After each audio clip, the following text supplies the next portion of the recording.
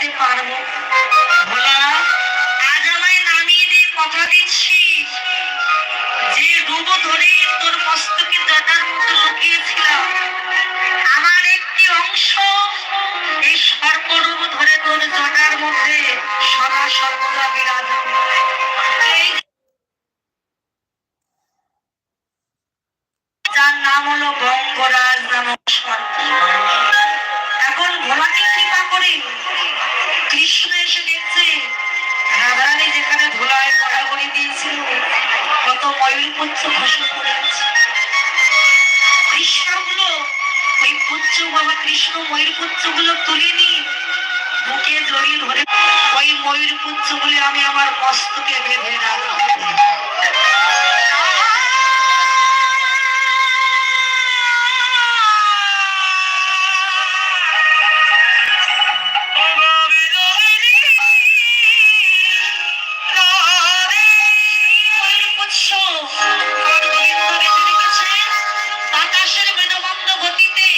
ময়ূর পাখাটা এমন করে দুলছে, যখন এমন করে দুলছে হঠাৎ দেখলে মনে হয় যেন আমার গোবিন্দের মাথার উপরে ময়ূর নৃত্য করছে।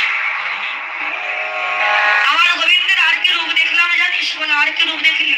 আমার কানো সেই বীর রাই